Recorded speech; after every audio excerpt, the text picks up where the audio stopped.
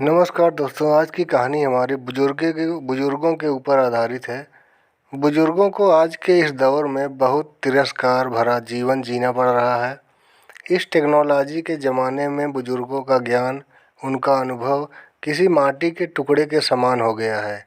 बच्चों को जो शिक्षा, अनुभव हमारे बड़ों से मिलती थी, वो अब चलन कहीं विलुप्त होते जा रहा है।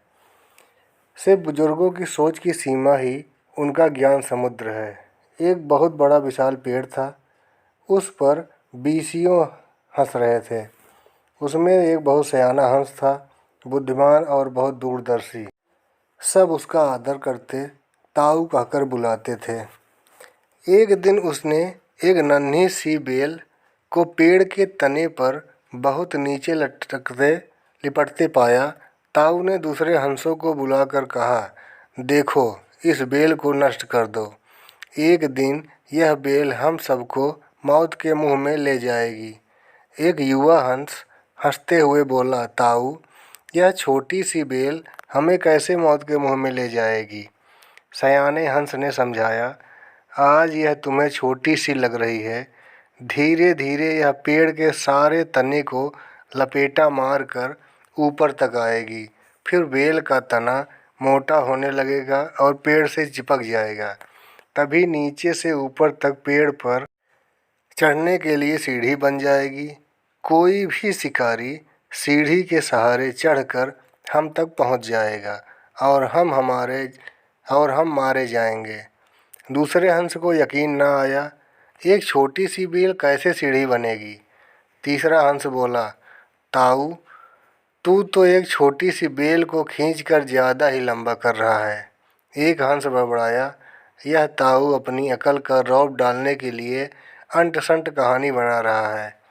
इस प्रकार किसी दूसरे हंस ने ताऊ की बात को गंभीरता से नहीं लिया।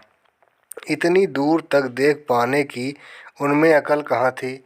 समय बीतता रहा। बेल लिपटते लिपटते ऊपर शाखाओं तक पहुँच गई। बेल का तना मोटा होना शुरू हुआ और सचमुच ही पेड़ के तने पर सीढ़ी बन गई, जिस पर आसानी से चढ़ा जा सकता था। सबको ताऊ की बात की सच्चाई सामने नजर आने लगी, पर अब कुछ नहीं किया जा सकता था, क्योंकि बेल इतनी मजबूत हो गई थी कि उसे नष्ट करना हंसों के बस की बात नहीं थी। एक दिन जब सब हंस दाना चुगने बाहर गए हुए थे, तब एक बहेलिया उधर आ निकला।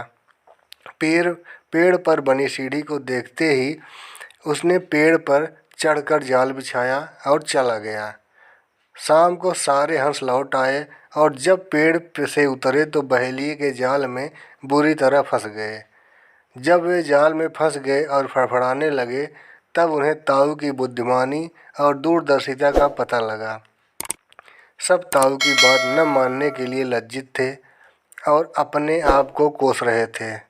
ताऊ सबसे रुष्ट था और चुप बैठा था। एक हंस ने हिम्मत करके कहा, ताऊ, हम मूर्ख हैं, लेकिन अब हमसे मुंह मत फेरो। दूसरा हंस बोला, इस संकट की घड़ी से निकालने की तरकीब तू ही हमें बता सकता है। आगे हम तेरी कोई बात नहीं टालेंगे। सभी हंसों ने हामी भरी। तब ताऊ ने उन्हें बताया, मेरी बात ध्यान से सुनो। सुबह जब बहेलिया आएगा, तब मुर्दा होने का नाटक करना। बहेलिया तुम्हें मुर्दा समझकर जाल से निकालकर ज़मीन पर रखता जाएगा। वहाँ भी मरे समान पड़े रहना। जैसे ही वह अंतिम हंस को नीचे रखेगा, मैं सीटी बजाऊंगा। मेरी सीटी सुनते ही सब उड़ जाना। सुबह बहेलिया आया। हंसों ने वैसा ही किया जैसा ताऊ ने समझाया था। सचमुच बहेलिया हंसों को मुर्दा समझकर जमीन पर पटकता गया। सीटी की आवाज़ के साथ ही सारे हंस उड़ गए। बहेलिया अवाक होकर देखता रह गया। वरिष्ठ जन घर की धरोहर हैं। वे हमारे संरक्षक एवं मार्गदर्शक हैं। जिस तरह आंगन में पीपल का वृक्ष फल नहीं देता, परंतु छाया अवश्य देता है, उसी तरह हमारे घर के बुजुर्ग हमें भले ही आर्थिक रूप से सहयोग नहीं कर पाते, परंतु उनसे हमें संस्कार एवं उनके अनुभव से कई बात सीखने को मिलती है। बड़े बुजुर्ग परिवार की शान हैं। वो कोई कूड़ा करकट नहीं है जिसे कि परिवार के साथ बाहर निकाल फेंका जाए। अपने प्यार से रिश्तों को सींचने वाले इन बुजुर्गों को भी बच्चों जैसा प्यार मिलना चाहिए, अपमान व तिरस्कार नहीं। अपने बच्चों की खातिर अपना जीवन दांव पर लगा चुके इन बुजुर्गों को अब अपनों के प्यार की ज़रूरत है। यदि हम इन्हें सम्मान व अपने परिवार में स्थान देंगे तो लाभान्वित ही होंगे। ऐसा न करने पर हम अपने हाथों से अपने बच्चों को उस प्यार, संस्कार, आशीर्वाद व स्पर्श से वंचित कर रहे हैं जो उनकी ज़िंदगी को संवार सकता है। याद रखिए, किराए से भले ही प्यार मिल सकता है, परंतु संस्कार, आशीर्वाद व दुआएं नहीं। यह सब तो हमें माँ बाप से ही मिलती हैं। दोस्तों, आज की वीडियो में बस इतना ही। और भी वीडियो देखने के लिए हमारे चैनल को सब्सक्राइब करें और बेल आइकन को दबाना ना भूलें। बेल आइकन दबाने से हमारे नए नए वीडियो आप तक आसानी से पहुंचेंगे, जिससे हमारे सभी वीडियो आप देख सकेंगे। बहुत बहुत धन्यवाद।